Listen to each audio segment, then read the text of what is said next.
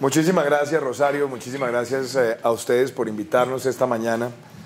Yo lo que quería en esta nota introductoria era referirme a 5 aspectos de competitividad. ¿De dónde está la trampa de la competitividad en el país? ¿Y qué veo yo? La competitividad al final del día se traduce en qué le pasa a las empresas. O sea, al final del día los que compiten son las empresas, no los países. Y cuando uno ve la realidad colombiana, el primer gran desafío es el desafío fiscal. ¿Por qué? Tenemos 14 reformas tributarias en los últimos 25 años en el país. Entonces estamos variando constantemente las reglas para definir cuánto debe pagar una empresa en impuestos para una inversión de corto, mediano y largo plazo. Y ahí yo creo que el problema ha sido enfoque. Y el enfoque es un Estado que vea al empresario es como una fuente de ingresos fiscales. Lo que yo describo como el Estado que ve al empresario como una vaca lechera que la está ordeñando y ordeñando siempre en función de su capacidad de gasto. Y no tenemos formas para restringir la expansión del gasto y además creamos reglas que nacen violadas como la regla fiscal, que nos dice baje la deuda, baje el gasto público, pero lo que hizo el gobierno fue gastar y gastar, sacándole las utilidades a Ecopetrol y poniendo a Ecopetrol a endeudarse para financiar su plan de inversiones. Conclusión de la historia, ampliamos los gastos permanentes con una bonanza transitoria y se cayeron los precios del petróleo y entonces quisimos cambiar petróleo por impuestos. Hoy que tenemos una tasa de tributación de renta que está por encima del promedio de los países de la OCDE y una tasa efectiva de tributación que es claramente anticompetitiva. Entonces, primer tema fiscal. Y eso tiene que ver con el sistema tributario. El sistema tributario no es ni pro competitividad, ni pro inversión, ni pro ahorro, ni pro formalización. Si no corregimos eso, tenemos un problema. Lo segundo, el exceso regulatorio. Y aquí es donde, por ejemplo, a mí me parece aberrante que nosotros hayamos tenido en los últimos 14 años 68.000 resoluciones, más de 17.000 decretos, más de 2.100 y pico circulares. Entonces las empresas tienen que estar todos los días lidiando con decisiones discrecionales de entidades del Estado que pueden cambiar la naturaleza y la rentabilidad de un negocio. Ese exceso normativo nos resta muchísima competitividad. Y aquí es donde tenemos que tener planteamientos claros. ¿Yo qué digo frente al tema fiscal? 1, eliminemos derroche. 2, hagámosle una reforma a la administración pública para ahorrar cerca del 5% por año en funcionamiento en los próximos 4 años. 3, enfrentemos de manera decidida la evasión, bajémosla en un 50% en nuestros 4 años, con una meta del 12.5 por año, apelando a facturación electrónica, apelando también a nuevos sistemas algorítmicos de lectura contable, como el que está utilizando la SUNAT en el Perú, y eso nos permitirá liberar 30 billones de pesos. Que si los liberamos, podemos bajarle impuestos a las empresas, estimular la estabilidad jurídica y la inversión y mejorar la dinamización de empleo. Y por otro lado, en lo regulatorio, por cada nueva regulación que se presente, eliminar 3. Y casi que darle muchísima más estabilidad a las empresas en ese frente. Logístico, y este es uno todavía más dramático, porque es lo que yo llamo el síndrome de Gonzalo Jiménez de Quesada. Es el síndrome de tener una ciudad capital que de pronto es una muy buena historia, que Colombia haya logrado desarrollarse a pesar de tener una capital la más lejana de los puertos de América Latina. Obviamente no voy a escoger a Bolivia como referente por otras naturalezas, por otras razones, pero hoy una tonelada métrica de Buenaventura a Bogotá puede estar costando más de $1.200. Y entre el puerto de Veracruz y el DF, 435. Las zonas de producción industrial en Colombia tienen altos costos logísticos. Y nosotros no hemos acabado de definir el plan natural de inversión. El plan maestro lo tenemos que terminar, las 11 concesiones que están pendientes desde el año 2010 y por supuesto acabar de terminar, y esto es muy importante, toda la multimodalidad de transporte. Y en los 30 segundos que me tocan, legalidad y capital humano. Legalidad. Nosotros necesitamos reducir los costos de acudir al sistema judicial. Una sentencia ejecutoria está tardando 16 meses. Y hay un exceso de procesos ejecutivos y ahí tenemos que hacer una reforma a la justicia. Y en capital humano, hasta que no le demos al país educación preescolar, jornada única y formación para el empleo, cualquier discurso de productividad es carreta. Sin esas 3 cosas, nosotros no vamos a tener la fuerza laboral que demandan las empresas y nuestro objetivo es trabajar en esos 3 frentes. Educación preescolar universal para los más vulnerables, 17.000 aulas para la jornada única que se necesitan en los próximos años, financiados por un punto del 4 por 1000, y 3, con esto cierro, formación para el empleo, que cada bachiller se gradúe en una mano con el título de bachiller y en la otra con el título de técnico con formación para el empleo. Eso como nota introductoria. Muchísimas gracias.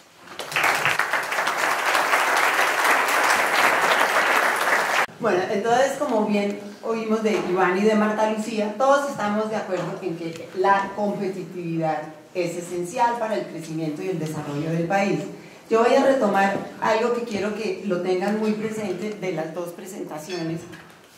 Marta Lucía habla, y quizás eso es lo más importante del tema de la competitividad, y es la continuidad de las políticas públicas.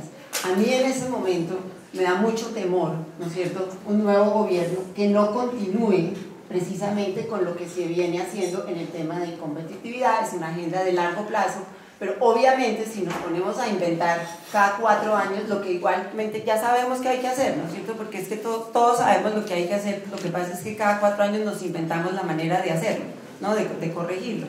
Entonces yo sí creo que hay dos cosas esenciales. Uno es la continuidad, pero otra es la capacidad que tenga ese presidente de coordinar a todas esas instituciones, ¿no es cierto?, para que estén de acuerdo y para que no actúen la una en contravía de la otra. O sea, parte del problema en competitividad es que un ministerio saca, y parte de las 1000 resoluciones, ¿no es cierto?, un ministerio saca un decreto y otro ministerio saca algo que dice totalmente lo contrario, entonces al día siguiente hay que sacar un tercer decreto para conciliar los dos puntos, si es que se pueden conciliar. Entonces, uno es la continuidad, lo otro es la coordinación, y obviamente algo que es bien importante en Colombia es que las instituciones, la institucionalidad en Colombia nos va muy mal. Somos el puesto 117 entre 138 países en el tema de calidad de las instituciones, pero calidad de las instituciones es todas las instituciones, y instituciones quiere decir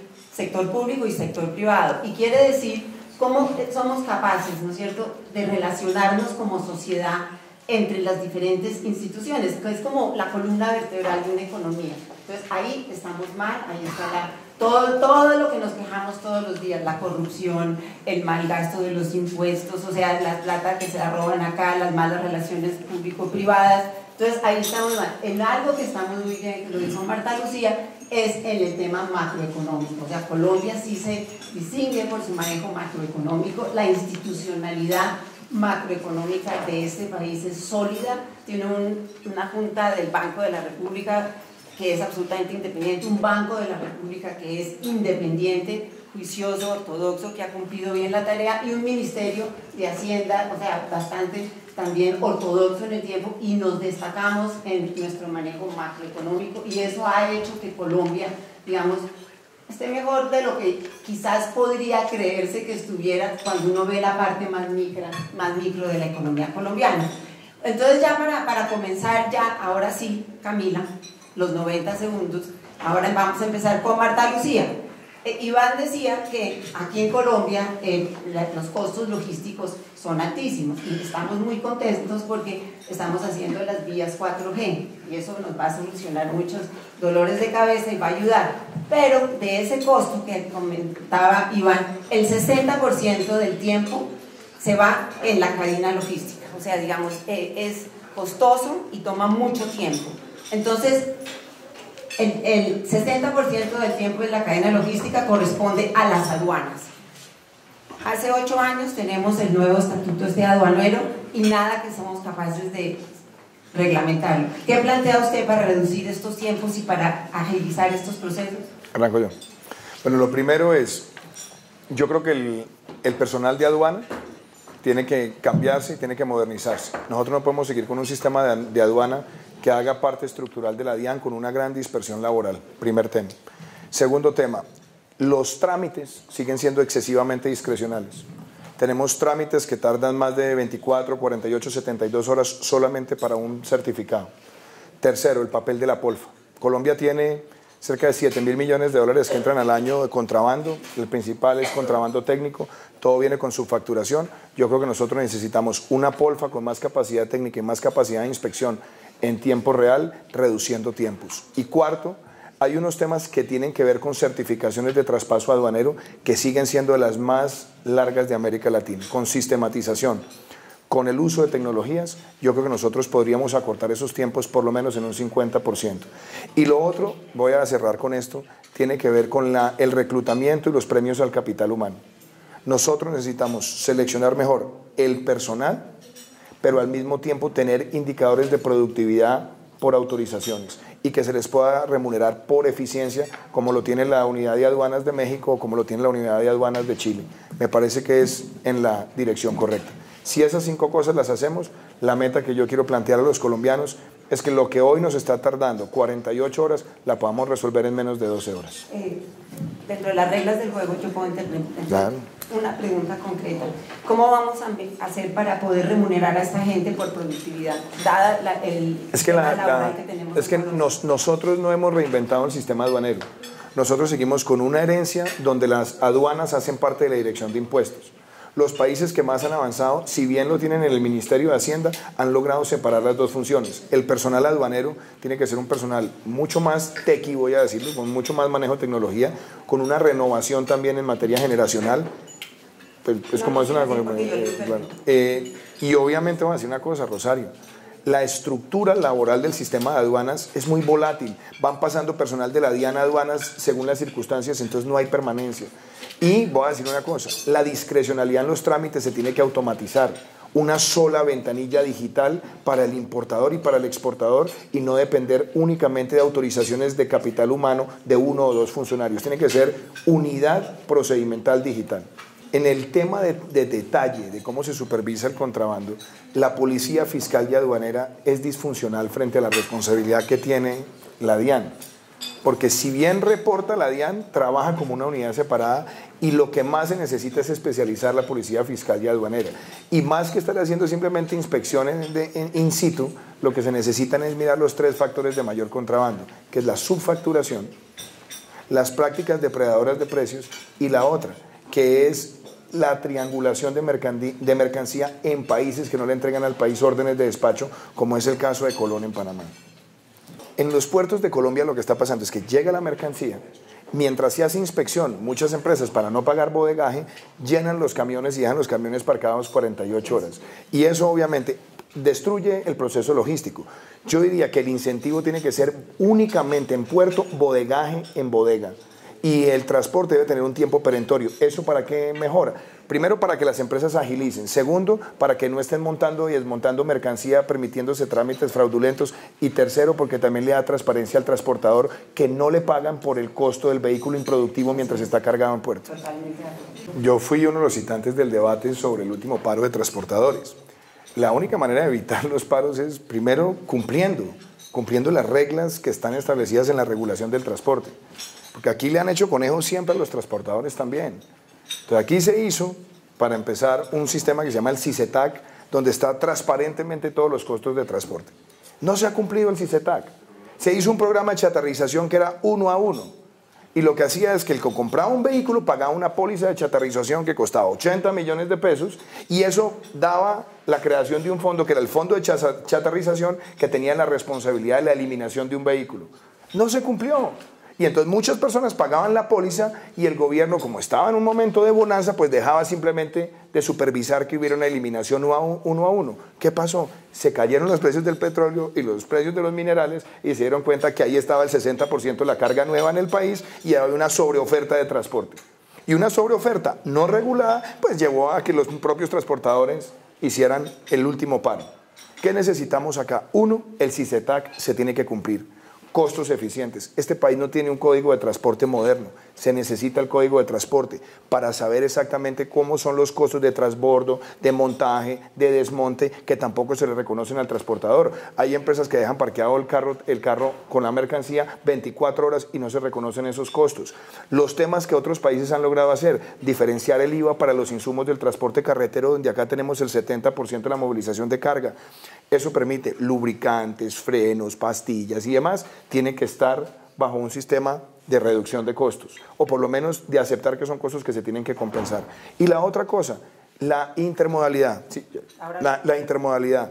Nosotros tenemos que avanzar hacia la intermodalidad con la navegabilidad del río Magdalena. Y cierro con esto. Hoy el costo de una tonelada por transporte carretero, perdón, el tamaño es de 30 toneladas por tractomula. En férreo son 50 y en planchón por el río Magdalena con alta navegabilidad son 500. La integración de esas líneas es fundamental, pero insisto, si cumplimos lo que está en la ley, que es el CICETAC, y la transparencia de costos, y sacamos el código, no va a haber un solo paro más en Colombia porque se van a reconocer los costos de los transportadores. En Colombia confundimos la política social con la política económica. En el sector de transporte pasa mucho eso. Obviamente, digamos, hay unos transportadores que tienen unos vehículos que son su medio de vida, ¿no es cierto? Pero tampoco cumplen con toda la normatividad. Y eso muchas veces hace que se proteja, o por proteger a ese pequeño, ¿no es cierto? Para el tema, digamos, de protegerle su trabajo, afecta la competitividad del resto del sector. Entonces yo creo que ahí también hay que actuar. Claro, la formalización es muy importante. Pero es que hablemos de competitividad en el transporte por un segundo. Nosotros nos llenamos de grandes discursos y muchos PowerPoints y acá hay una cosa práctica, acá hay unas cosas prácticas. No, pero lo estoy hablando en el diseño de la política pública. Los vehículos de transporte. En América Latina, Colombia tiene 60 días de improductividad al año.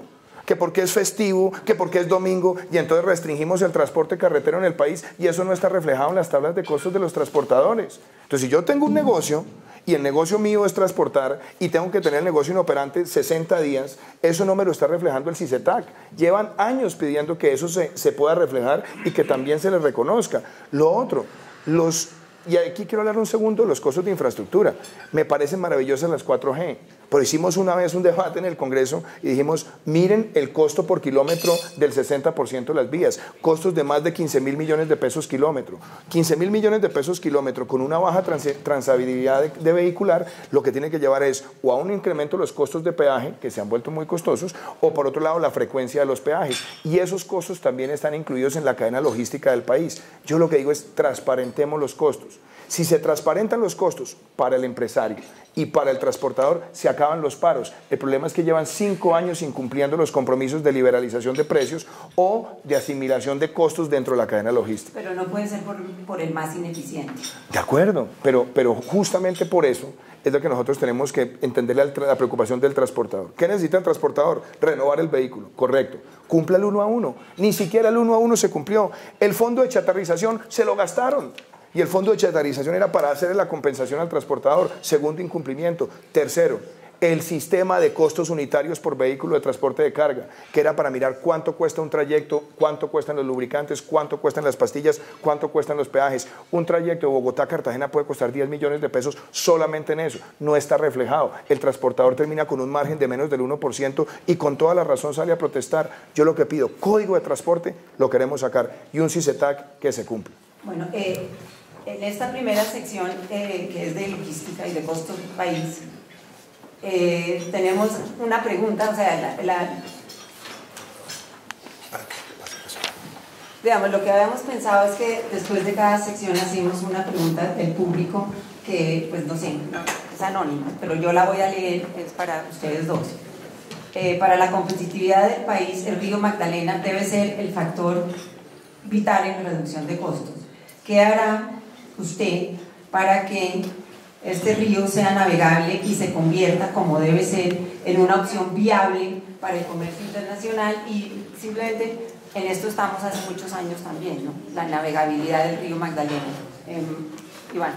Pues me parece que hay que reconocer los avances que se han hecho. O sea, aquí había una política de estado de navegabilidad que empezó en el año 2004 y hoy nosotros estamos teniendo una mayor navegabilidad. Me parece a mí que lo que hay que buscar es la intermodalidad. Se ahorra mucho en costos, lo que también tenemos que mejorar es en tiempos.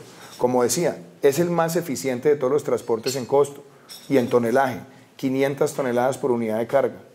Eso son 10 veces más que una unidad férrea. Pero ¿cómo lograr que verdaderamente se vuelvan a ver, primero, ya hoy tenemos una navegabilidad parcial del 30% año y es una navegabilidad exitosa. Pero nosotros necesitamos un plan de proteger toda la cuenca del río Magdalena, desde la zona de alta navegabilidad hasta la salida de Barranquilla. Y eso requiere, primero, hacer un programa de reasentamientos de las personas que hoy están afectando el sistema de cuencas, que además generan una gran sedimentación que afecta la navegabilidad de mayor tonelaje. Si hacemos el programa integral de manejo de cuenca, si mejoramos la inversión del sector privado, también con los incentivos, y si permitimos que el descargue en Barranquilla sea más eficiente en términos de tiempo, porque ahí también se pierde mucho, yo creo que podemos llegar a una navegabilidad al finalizar el 2022 de más del 50%, que ya sería un gran éxito para Colombia. No se puede hablar de productividad sin hablar de educación, ¿no es cierto? O sea, lo que hacemos hoy es el trabajador productivo que vamos a tener dentro de 15 años, durante, digamos, 20 años. Entonces, yo sí quisiera como concentrarme en este tema porque la semana pasada el Banco Mundial lanzó su documento sobre el aprendizaje, ¿no es cierto? O sea, cómo podemos verdaderamente pasar de la cobertura al aprendizaje, porque nada sacamos gastando millones y millones de pesos, ¿no es cierto?, en supuestamente educar a nuestros niños si estos niños no están aprendiendo.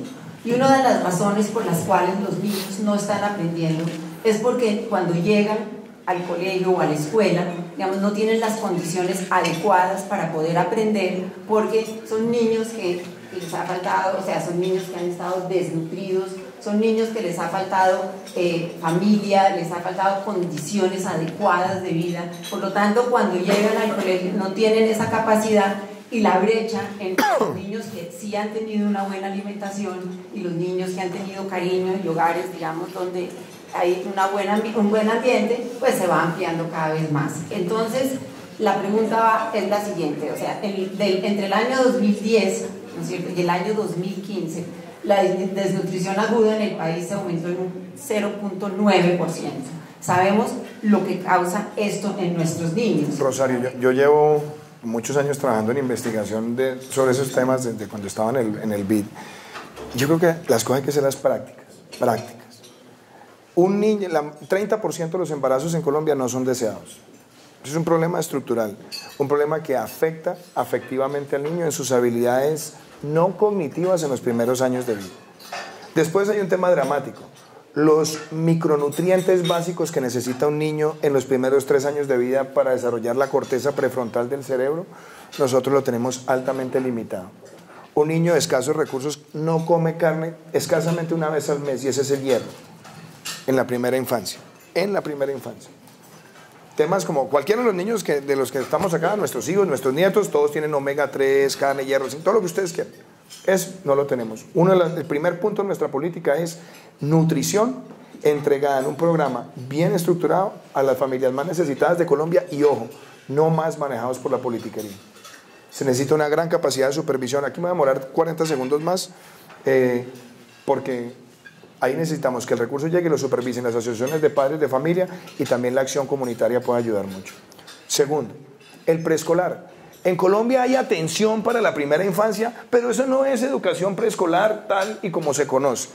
No nos digamos mentiras, sí, hay afectividad, hay tratamiento, hay acompañamiento, pero los profesores preescolares no están en el escalafón. Son los de menores años de escolaridad y los que ganan menos. El programa que nosotros estamos planteando, que está en el plan de gobierno, es con el sector privado, con cajas de compensación, con asociaciones de maestros. Son 1000 preescolares en los próximos 4 años en los municipios más vulnerables de Colombia. Tercero, la jornada única. Si el niño no tiene preescolar y usted lo suelta a una jornada de 5 horas, el pelado arrancó mal la carrera, porque no tiene el influjo de los 3 primeros años de habilidades cognitivas y no cognitivas. Entonces, ¿nosotros qué queremos ahí? La jornada única con doble alimentación, para que el muchacho tenga el refuerzo. Además, eso le ayuda a la casa y es una especie de subsidio alimenticio. Y lo otro que voy a decir, la formación para el empleo. En la deserción grande empieza, sí, quiero cerrar con esto, la formación para el empleo. Los últimos 3 años, muchos jóvenes empiezan a ir. Hay que retenerlos, y retenerlos implica que empiecen a tener formación técnica. Y yo sueño con que todo bachiller en Colombia salga en una mano con el título de bachiller y con el título de técnico. Claro, según la vocación productiva de sus regiones, y también vinculados con programas del sector privado. Después hablamos de educación superior. Cada vez que se trata de imponer el sistema de evaluación a los maestros, nuevamente tenemos un paro. Ahí tenemos problemas nuevamente que hay, digamos, casi que en cada tema de competitividad uno podría encontrar cuál es el cuello de botella y por qué es que no podemos avanzar, ¿no es cierto? Entonces, un paro, ya hablamos del paro de transportadores, ahora el paro de los maestros. Pero, y otra cosa, Iván, y es que quien le da el registro, ¿no es cierto?, a estas instituciones de educación para maestros, pues es el mismo Ministerio de Educación. Entonces, ¿cómo salimos como de este círculo vicioso en que verdaderamente sabemos lo que tenemos que hacer, pero por no hacerlo estamos sacrificando a nuestros niños, al futuro de Colombia? Cecilia María Vélez fue ministra de Educación entre el año 2002 y el año 2010 y no tuvo un solo paro de maestros. Uno solo. Y cambió además a un nuevo estatuto docente. Hizo un cambio de estatuto. Es decir, lo que les dijo es, aquí está el estatuto viejo, que además ya está próximo, digámoslo, a fenecer en los próximos años, cuando ya se haga la transición completa al estatuto nuevo. Y el nuevo estatuto fue totalmente transparente. ¿Por qué no le hicieron un paro? Porque se les cumplió. Porque lo que se estableció como mecanismo de evaluación, lo aceptaron. El problema aquí es, en el campo el promedio de escolaridad son 5 años y en la ciudad son 9.6. Y las cifras de cobertura, es que uno lee la cifra, ¡ay, el 84% de los niños no está! El transporte en las zonas rurales, vaya, hágalo. El transporte interveredal para que un niño vaya a una escuela. Niños que tienen que salir expósitos a las carreteras a que se monten con el primer mototaxista que los acerca al colegio. Entonces la discusión de cobertura también tiene que ver con el transporte escolar y con la densidad del sistema de escuelas por población. Es más, voy a decir una cosa, la gran mayoría de los lugares apartados de Colombia siguen bajo el sistema de monoprofesor multicurso. Entonces, el sistema de monoprofesor multicurso, si nosotros queremos mejorar y profundizar en la formación, pues tenemos que replantearlo, mejorarlo, ampliarlo, darle una mayor densidad. Y entonces también ahí lo que hay que plantear es qué está ocurriendo con el reclutamiento del capital humano. Hay muchos profesores en Colombia que por la politiquería están nombrados en provisionalidad, porque son del senador tal o del representante tal o del fulano de tal. Nosotros necesitamos menos provisionalidad y garantizar mucha más profesionalización. Y en materia de evaluación, yo lo que creo es que hay que buscar un sistema que sea lo suficientemente creíble. Porque primero dicen el peer-to-peer, no es que el otro profesor sea el que lo evalúe. Después dicen que sean los padres de familia. Después que sea el estudiante, después que sea el director del colegio. Yo creo que lo que hay que buscar es uno que unifique el rendimiento del estudiante, el rendimiento del maestro y otro, la autoevaluación también, que me parece que ayuda, genera confianza. Así lo hace Finlandia también. Entonces, mi mensaje es, el reclutamiento del docente es importante, la remuneración, el ascenso es importante y obviamente tenemos que, para aumentar la cobertura, transporte escolar en zonas rurales y ampliación del monoprofesor multicurso para que tengamos un currículo que realmente obedezca a la productividad del estudiante.